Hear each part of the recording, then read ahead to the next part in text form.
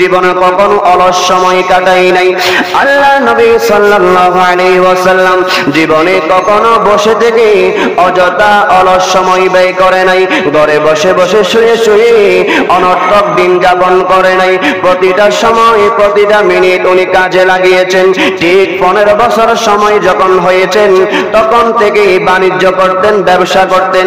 আল্লাহর রাসূল সাল্লাল্লাহু আলাইহি ওয়াসাল্লাম ওই সময় থেকে বাণিজ্য করতেন। আমাদের এই সময় হলে 15-16 বছরের বয়সের ছেলেরা লেখাপড়া করে, কিন্তু আল্লাহর রাসূল সাল্লাল্লাহু আলাইহি ওয়াসাল্লাম ওই বয়স থেকেই তিনি ব্যবসা করতেন, বাণিজ্য করতেন। এবং ওই মক্কা শরীফের মধ্যে খানায়ে কাবার আশেপাশের এলাকার মধ্যে কুরাইশ বংশের মধ্যে নবীদের সম্মান, নবীদের ইজ্জত, নবীদের তারিফ, নবীদের প্রশংসা এমন ভাবে বেড়ে গিয়েছে। ওই সময়ের দর্নাঢ্য মহিলা ছিলেন হযরতে মা খাদিজাতুল কুবরা রাদিয়াল্লাহু তাআলা আনহা। আল্লাহর রাসূলের প্রশংসা শুনে তিনি রাজি হয়ে গেলেন যে আগামী 1 বছর আমার সমস্ত ব্যবসার দায়িত্ব আমি নবী মুহাম্মদ সাল্লাল্লাহু আলাইহি ওয়াসাল্লামকে দিব। এই কথা শুনে উনি রাজি হয়ে গেলেন যে আমার ব্যবসার দায়িত্ব আমি আগামী 1 বছর নবী মুহাম্মদ সাল্লাল্লাহু আলাইহি ওয়াসাল্লামকে দিব। আমার মনে হয় উনি আমার ব্যবসাকে সুন্দরভাবে গুছিয়ে আনতে পারবে এবং লাভবান করতে পারবে। ঠিক যেই বোঝা সেই কাজ।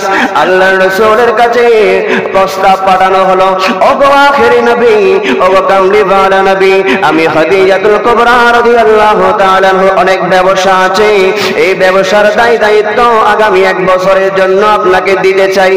এইভাবে প্রস্তাব দেওয়ার পরে আল্লাহর রাসূল সাল্লাল্লাহু আলাইহি ওয়াসাল্লাম প্রস্তাব গ্রহণ করলেন এবং ব্যবসার উদ্দেশ্যে রওনা হলেন। ব্যবসা করে ফিরে আসলেন, ব্যবসা করতে গেলেন, ব্যবসা করে ফিরে আসলেন।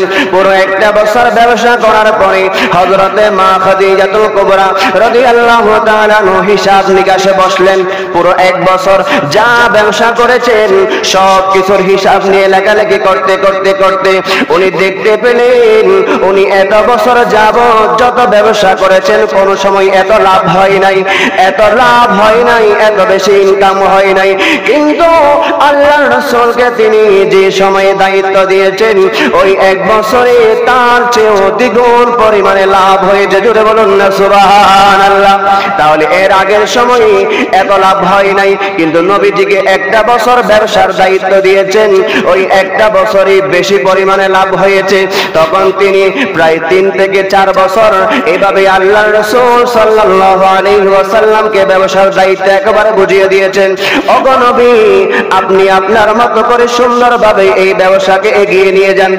এই হচ্ছে বিশ্বস্ততা, আমানতদারিতা। এই হচ্ছে আমানতদারিতা। কেউ একজন বিশ্বাস করে আমাকে পুরো একটা ব্যবসার দায়িত্ব বুঝিয়ে দিয়েছে, তার মানে এই নয় যে আমি সব টাকা পয়সা নিয়ে পালিয়ে যাব, এটা নয়। যুবক বয়সে আমাদেরকে আল্লাহ রাসূল শিখিয়ে দিয়েছেন। এখনো কিন্তু ইসলামের দাওয়াত দেয় নাই কাউকে, ইসলামের প্রচার করে নাই। এখনো আল্লাহ রাসূল কোথাও কোরআনের দাওয়াত দেয় নাই, কালিমার দাওয়াতও দেয় নাই। তার মানে হচ্ছে নবুয়তের আগের সময়, আল্লাহ রাসূলের নবুয়ত প্রকাশ হওয়ার আগের সময়। দেখেন, নবুয়ত প্রকাশ হওয়ার পরে যেমন ছিলেন নবীজি, নবুয়ত প্রকাশের আগেও তেমন ছিলেন, কোনো পরিবর্তন ছিল না। এমন হচ্ছে আমার রাসূল।